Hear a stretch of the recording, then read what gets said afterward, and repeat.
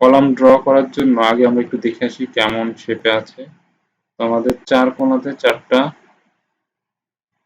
Column, এটা খাড়াখাড়ি উপরের দিকে আছে এবং এটা এই পাশে আছে। তো যে আর্কিটেক্ট যেভাবে দিয়েছে আমরা এইভাবেই ড্র করব, দেখব যে এটা এডুকেট হয় কিনা। যদি এডুকেট না হয় সেক্ষেত্রে আমরা সেকশন বাড়িয়ে দেব অথবা ওরিয়েন্টেশন চেঞ্জ করতে পারি। আচ্ছা দেখি। তো এই কলামটা আছে এইভাবে আর বাকিগুলো এইভাবে আছে 4টা। তাহলে আমরা কলাম ড্র করার জন্য কুইক ড্র কলাম অপশনে গিয়ে ক্লিক করব।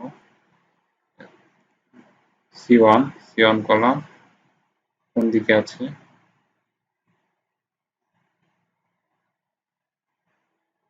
আমরা এই অপশনটা কেটে দিই তাহলে একটু বড় আসবে, দেখতে পাবো এইভাবে আছে। তো আমাদের এখানে এটা এভাবে আছে, ঠিক আছে। তাহলে এটাতে আমরা শুধু এভাবে টেনে ড্র্যাগ করলে কলাম ড্র হয়ে যাবে। সরি, আমরা ওয়ান স্টোরি না অল স্টোরিতে রেখে আমরা এটা ড্র করব। এরপরে আমরা এটার 90 ডিগ্রি অ্যাঙ্গেল চেঞ্জ করে দিব। এর পরেরগুলো আছে এইভাবে, এটা এটা এটা 4 কোণার কলাম আমাদের ড্র করা হয়ে গেছে। এবার আমরা দেখব মাঝের গুলো আছে, একটা আছে এইভাবে বাকি এবং এটা আছে এইভাবে, বাকিগুলো সব এইভাবে আছে।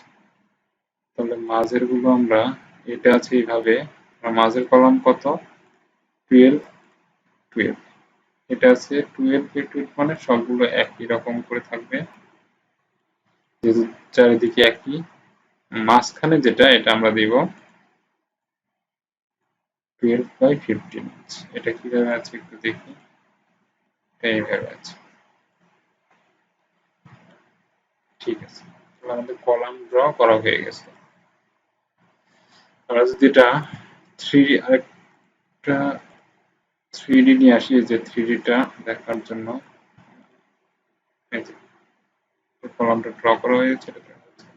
এরপর আমরা বিম ড্র করব। বিম ড্র করার জন্য কুইক ড্র বিম, এখানে ক্লিক করে আমরা বিম সিলেক্ট করব। এখানে কলাম সিলেক্ট আছে, বিম সিলেক্ট করে আমরা যদি এইভাবে ট্র্যাক করি বিম ডিজাইন পুরোটা। এবং এরপর স্ল্যাব ড্র করার জন্য আমরা অনেকগুলো অপশন আছে, তার মধ্যে এইটা যদি নেই রেক্টেঙ্গুলার ফ্লোর, এটা আমরা স্ল্যাবটা সিলেক্ট করি। কোন স্ল্যাব? স্ল্যাব 5। আমরা এখানে সিলেক্ট করে টার্ন দিয়ে ট্র্যাক করে ধরে এখানে ছেড়ে দিলে আমাদের স্ল্যাব ড্র করা হয়ে গেল। এইটাও সেম। তাহলে মোটামুটি আমাদের স্ল্যাবগুলো ড্র করা হয়ে গেছে। আর এখানে স্টেয়ার হবে, স্টেয়ার এবং নিচের যে বেজে তো আমাদের কোনো স্ল্যাব থাকবে না।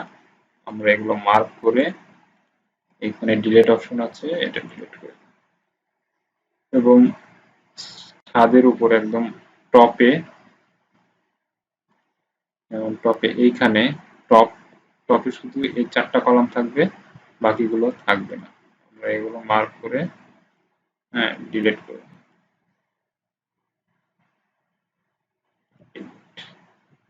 এরকম থাকবে।